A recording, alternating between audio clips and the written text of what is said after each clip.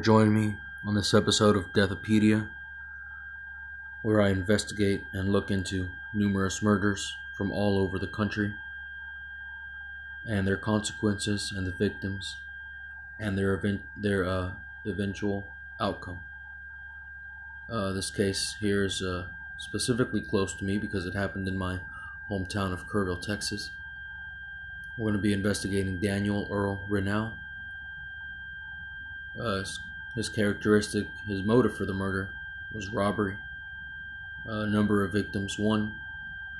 Now this murder occurred January 2nd of 1996, and he was arrested the next day.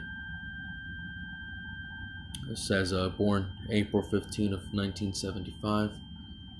Victim's name was Chris Lee Kieran, 31, who was a service station attendant, and his method of murder was shooting with a .22 caliber handgun. Location, Kerr County, Texas. Let me go ahead and down below here they have, of course, his age, his number, his registration number, date of offense, where he was tried. At the age of his offense, he was 20.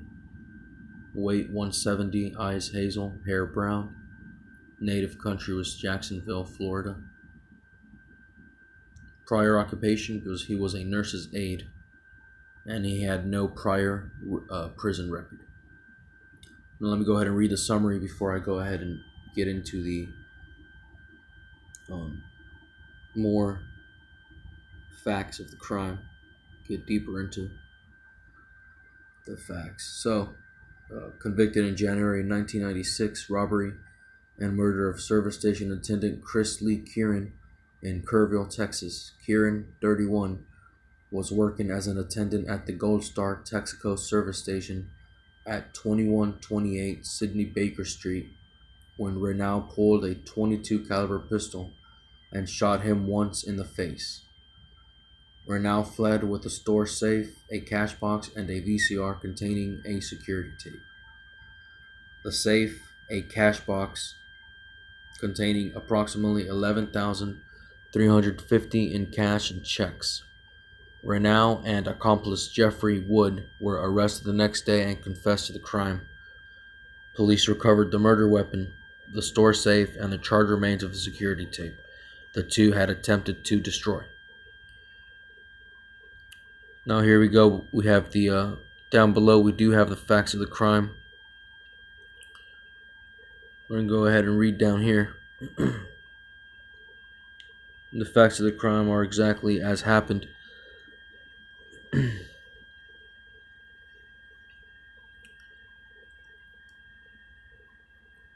it says right here, the facts of the crime: over 2 to 3 week period in December of 1995, Daniel Earl Reneau and Jeffrey Wood formulated plans to rob a Kerrville gas station. Both men attempted to recruit 2 employees of the business to participate in the crime. After the employees refused to help, Reneau and Wood proceeded with the crime themselves. Wood's girlfriend, Nadia Morales, testified that Reneau was frustrated over the employees' refusal to cooperate. At approximately 6 a.m. on January 2nd of 1996, while Wood waited outside, Reneau entered the gas station with a gun and pointed it at Chris Kieran, the clerk standing behind the counter. Reneau ordered him to a back room. When he did not move, Reneau fired one shot and struck Kieran between the eyes. Death was almost instantaneous. Without checking on the condition of the victim, Reneau then proceeded with the robbery, and Wood joined him. Both men removed a safe, a cash box, and a video cassette recorder containing the store surveillance tape. Now eventually he ended up going to trial, and he was eventually sentenced to death. And right down below we can get to his execution. And it goes on to say, Daniel Earl Reneau, 27, was executed by lethal injection on the 13th of June in Huntsville, Texas, for the robbery and the murder of a gas station clerk. In January 1996, Reneau, then 21, and Jeffrey Wood, 22, went to a gas station convenience store where they were frequent customers. And of course, it goes on to tell you the same thing that I had just read out, the robbery. Now, he did try to appeal subsequent appeals. They all ended up failing. Now, in a letter of amnesty, Reneau wrote that before his trial, he thought the death penalty was only for treason or trying to kill the president or something of that nature. He admitted robbing the gas station and shooting the clerk, but wrote that he didn't deserve to be put to death. I'm not close to perfect, but when you compare my case and background to the other people who are inmates in general population, it doesn't make a lot of sense, he said. I don't feel like dying, Reneau said in death row. I don't want to die, but if it does happen, I accept it. He said that Wood recently wrote him to ask him to write him a letter exonerating him of the crime, but he did not respond. At his execution, Reneau made no final statement. As the lethal injection began flowing, he looked at Chaplain Richard Lopez and said, I thought you were going to speak to me. He was pronounced dead at 6:15 p.m. And his execution date was on the 6th, 13th of 2002. And that is a very sad way to go out of this world. You know, we only get one life, and we have choices.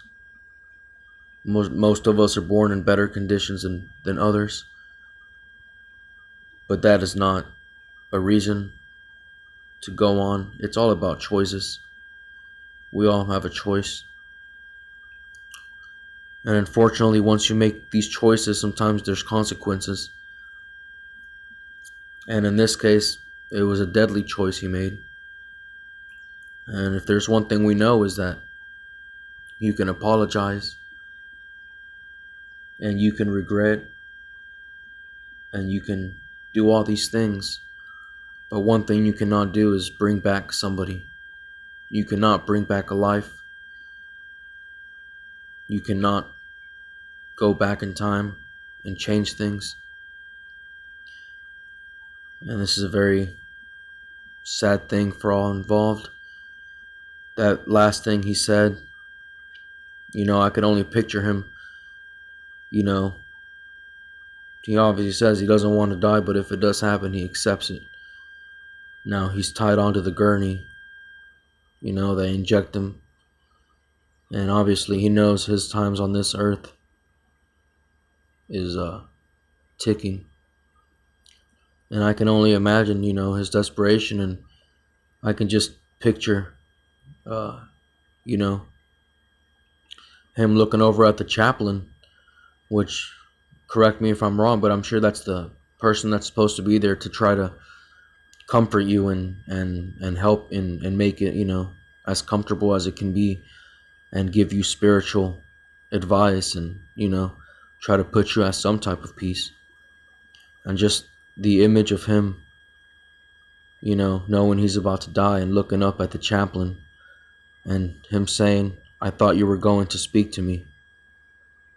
That must have been a very desperate moment for him. I can only imagine him, he was reaching out for somebody to speak to him. Very sad thing. And that was the case of Daniel Reneau.